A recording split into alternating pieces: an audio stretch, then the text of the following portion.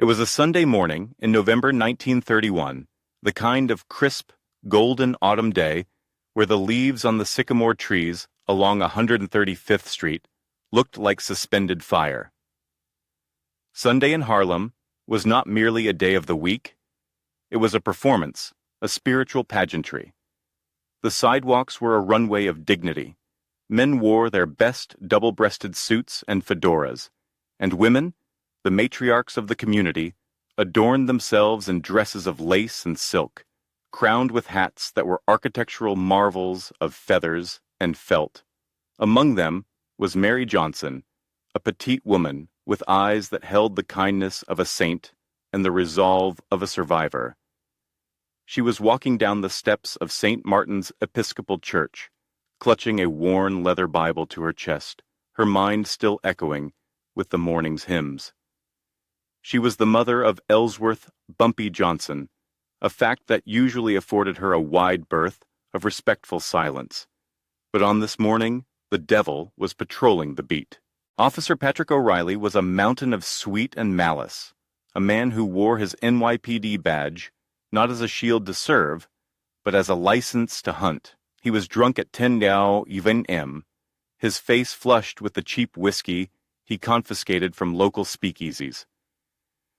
He didn't like Harlem. He didn't like the way the people walked with their heads up. He wanted them afraid, and seeing this small, well-dressed woman walking with such grace offended his intoxicated sense of superiority. He stepped in front of her, blocking her path with his massive bulk. When she tried to step around him, murmuring a polite, "Excuse me, officer," he shoved her. It wasn't a gentle nudge. It was a violent thrust that sent the elderly woman sprawling into the muddy gutter. Her Bible flew from her hands, landing open in a puddle of street filth. The crowd on the church steps gasped, freezing in a collective moment of horror.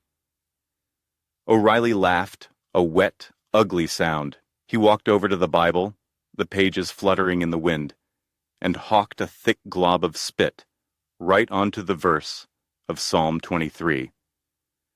"Watch where you're going," he bellowed, using a racial slur that cut through the crisp air like a whip.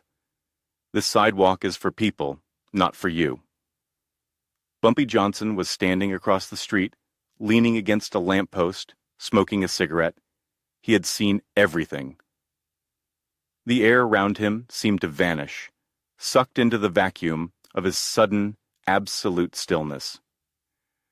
His lieutenants, standing nearby, reached for the guns tucked into their waistbands, their eyes wide with rage. Bumpy raised a single finger. "Stop." He dropped his cigarette and crushed it under his heel. He didn't run. He didn't shout. He walked across the street with a terrifyingly slow, fluid gait. He ignored the cop entirely. He went straight to the gutter. He knelt in the mud, ruining his bespoke Italian trousers, and gently lifted his mother. He brushed the dirt from her coat, his touch tender, filial. Then he picked up the Bible. He took a silk handkerchief from his pocket, a square of pure white, and meticulously wiped the mud and the saliva from the holy pages. He closed the book and handed it to his mother. "Go home, Mama," he whispered. "I'll be there for Sunday dinner." Only then did he turn to O'Reilly. The cop had his hand on his nightstick, sneering, waiting for the provocation that would allow him to crack Bumpy's skull. But Bumpy didn't raise a fist. He looked at O'Reilly. It wasn't a look of anger. Anger is hot. Anger is human. Bumpy's eyes were two chips of Arctic ice. He looked at O'Reilly not as an enemy, but as a dead thing, a corpse that just hadn't realized it had stopped breathing yet. He stared for 5 endless seconds, etching every pore of the Irishman's face into his memory, and then he turned and walked away. O'Reilly laughed again, shouting insults at Bumpy's back. Thinking he had won, he didn't know he had just heard his own funeral rites. That evening, the city was swallowed by a heavy fog. Patrick O'Reilly was holding court at the Shamrock, a bar in Hell's Kitchen frequented exclusively by off-duty officers. It was a fortress of blue uniforms smoke, and bravado. O'Reilly was retelling the story of the morning, embellishing his bravery, soaking in the laughter of his peers. Around 11:12 p.m., he excused himself to go to the men's room. He pushed through the swinging door, unzipping his trousers. He never came out. 10 minutes later, a friend went to check on him. The bathroom was empty. The window was painted shut. The back door was barred from the inside. There was no sign of a struggle, no blood, no overturned trash cans. O'Reilly had simply evaporated from the safest room in the city for a white cop. The only thing left was in the porcelain sink. Lying there, submerged in water, was O'Reilly's detective shield, and weighing it down, preventing it from floating, was a small, black, leather-bound Bible. It wasn't Mary Johnson's Bible, but it was an exact replica. The message was elemental, biblical, and terrifying. Your law has no power here. You answer to a higher authority now. O'Reilly awoke in the void. He wasn't dead. He wasn't bleeding. He was lying on a cold concrete floor. He scrambled to his feet, reaching out, but his hands found nothing but padded walls. He screamed, but the sound died instantly, absorbed by the acoustic foam that lined the room. It was absolute darkness, not the darkness of a closet, but the heavy, suffocating blackness of a tomb. He was in a sensory deprivation chamber, a soundproof cellar deep beneath a warehouse in the Bronx, constructed specifically for this moment. The first 12 hours were the hours of rage. O'Reilly screamed threats. He flashed his imaginary badge.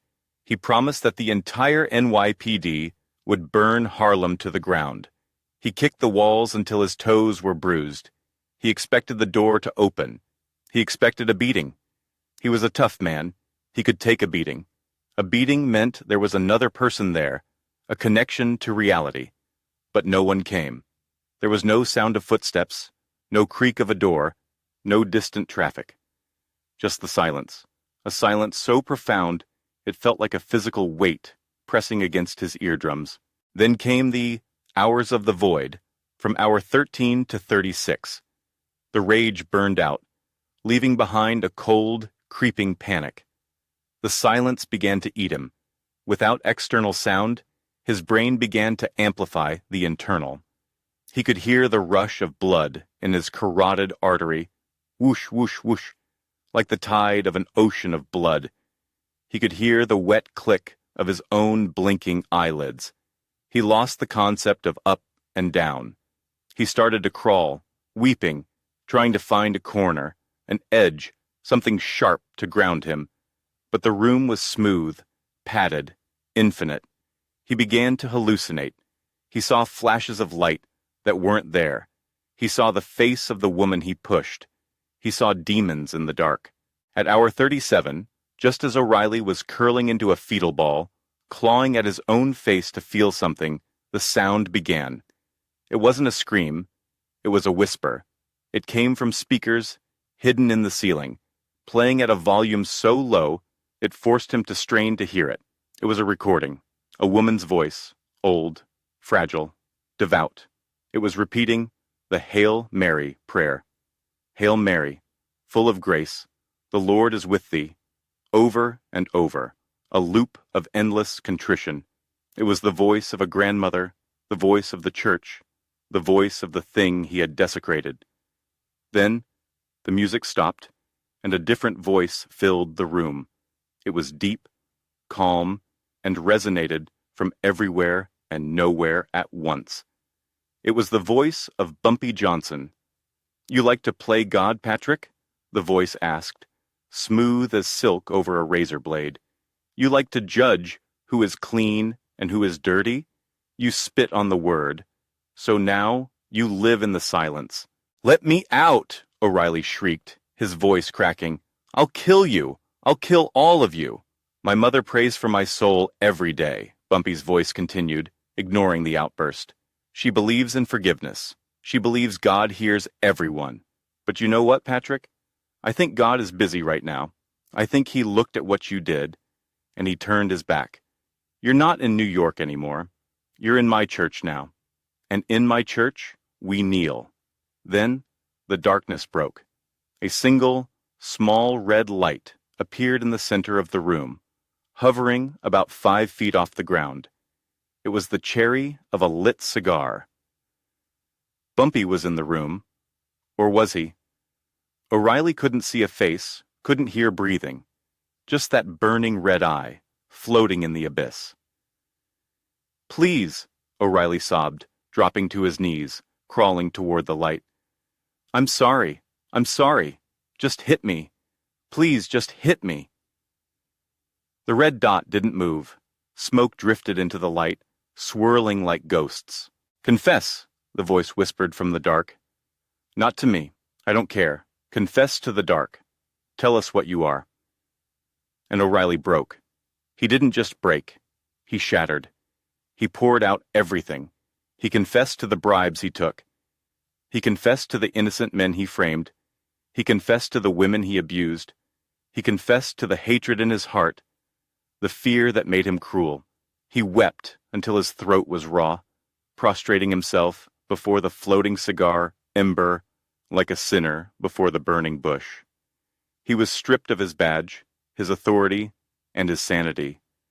He was just a terrified animal in a box. For the next 30 hours, the routine varied. Sometimes, absolute silence. Sometimes, the sound of a church choir singing a requiem. Sometimes, Bumpy's voice, reading the very Bible, verses O'Reilly had spat upon. O'Reilly lost all concept of time. He didn't know if he had been there for days or years. He stopped asking to be let out. He only asked for forgiveness. He begged the dark to stop looking at him. At exactly the 72nd hour, the lock clicked. The sound was like a thunderclap. The heavy steel door swung open. O'Reilly, huddled in the corner, covered in his own filth and tears, shielded his eyes and screamed. The light from the hallway was blinding, searing his retinas. He scrambled backward, terrified of the light. He was dumped out of a car in front of the 28th Precinct Station House at 4:00 a.m. He wasn't bound, he wasn't gagged. He was wearing his uniform, which had been cleaned and pressed. His badge was pinned to his chest. Physically, he was untouched. Not a scratch, not a bruise, not a single mark that could be photographed by a police surgeon. But when the desk sergeant and 2 patrolmen ran out to help him, they stopped in their tracks. Patrick O'Reilly, the terror of 135th Street, the bull of the precinct, was cowering on the sidewalk. He was pressing his hands over his ears, rocking back and forth. "Turn it off," O'Reilly gibbered, staring at the street lamp above him. "Too bright. It sees me. The eye sees me. Turn it off." "Pat? Pat, who did this to you?" the sergeant asked, grabbing his shoulders. O'Reilly looked at the sergeant, but his eyes didn't focus. They were wide, dilated, staring into a horror only he could see. He shoved the sergeant away and scrambled into the shadows of the alleyway, shivering violently. "I didn't mean it," he whispered to the brick wall. "I wiped it off. I wiped it off." The transformation was absolute. The bully was gone, replaced by a husk filled with terror. In the days that followed, the department tried to get a statement from him. They wanted a name. They wanted to arrest Bumpy Johnson. But O'Reilly wouldn't speak Bumpy's name. He couldn't. The mere mention of Harlem sent him into a catatonic state. A week later, O'Reilly was walking with his wife, who was trying to get him to a doctor, when an elderly black woman walked past them on the sidewalk. She looked nothing like Mary Johnson, but O'Reilly froze. He began to tremble. In the middle of broad daylight, on a busy avenue, the massive policeman fell to his knees.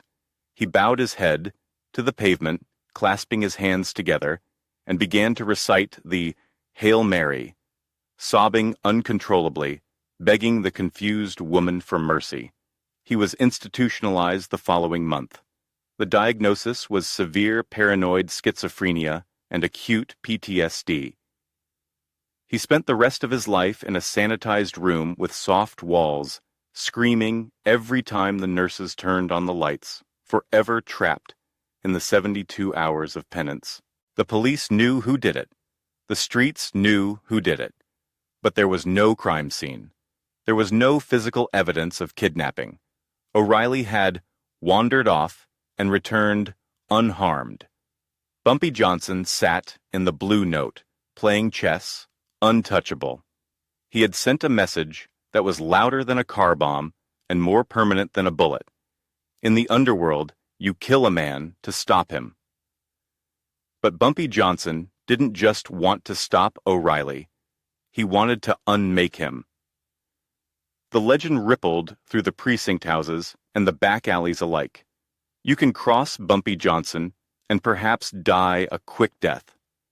But if you cross the mother of Bumpy Johnson, you will pray for death, and death will not come to save you.